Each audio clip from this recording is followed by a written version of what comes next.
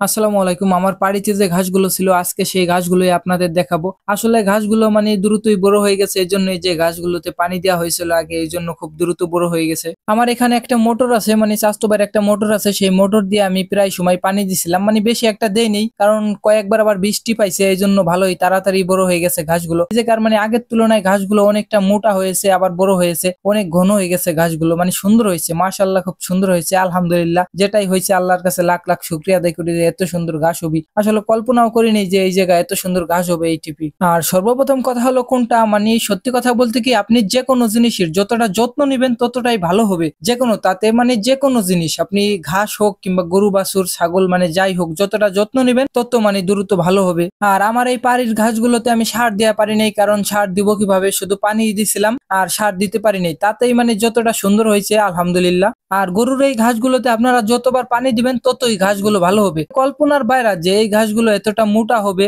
আর আমার এই বাড়ির ঘাসগুলো আমি এইটিপি একটু বেশি কাটতেছি, মানে একসাথে অনেক ঘাস কাটতেছি কারণ পাট আশপাশ দা পাট দেখতেছেন আপনারা, এই পাটগুলো মানে দ্রুত বড় হয়ে যাইতেছে। মানে বৃষ্টি পাইছে পাটও তাড়াতাড়ি বড় হয় বৃষ্টি পাইলে। আর যদি পাট অনেক বড় হয়ে যায় যাতায়াত অবস্থায় অতটা ভালো হবে না, পাটের ভিতর দা ঘাস নিয়ে যা কষ্ট হবে। এই জন্য ঘাসগুলো তাড়াতাড়ি কাটতেছি যাতে পাট বড় হওয়ার আগে আমি ঘাসগুলো কাইটে ফেলান পারি। এই জন্য ঘাসগুলো একটু বেশি কাটতেছি আমি। আর আমার একটা কথা কি মানে সর্বোচ্চ খরচ কম আমার এই পাড়ির ঘাসগুলোতে হয়, আর জমির যে ঘাসগুলো আছে ওইগুলো আমার একটু খরচ পড়ে বেশি। আর এই পাড়ির ঘাসগুলোতে আমি খালি লাগাইছি তারপরে শুধু পানি দেই, সার ওষুধ আর কিছু দেয়নি, তাতে এই ঘাসগুলো অনেকটা সুন্দর হয়েছে।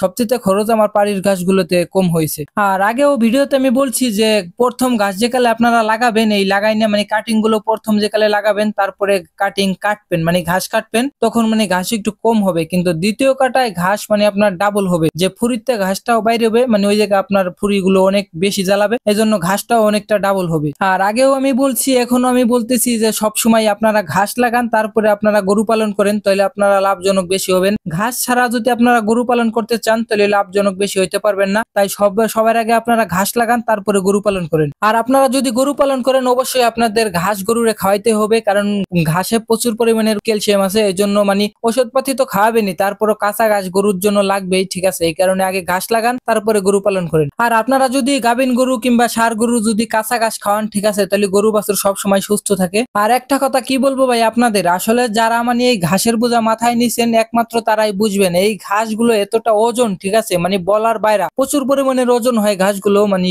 কাটার পরে কাঁচা ঘাস তো এমনিতেই প্রচুর পরিমাণের ওজন এই ঘাসগুলো। আর আমার ভিডিওতে দেখতেই পারতেছেন যে একটা খামারে কত ধরনের কাজ থাকে আর প্রচুর পরিমাণের কষ্ট করতে হয়, এটা আপনারা দেখতেই পারতেছেন। কষ্টের কথা এই জায়গা নতুন করে বলার আর কিছু নাই। যাই হোক আজকের ভিডিও আমার এই তোমাতে শেষ। সবাই ভালো থাকবেন ও সুস্থ থাকবেন। আসসালামু আলাইকুম।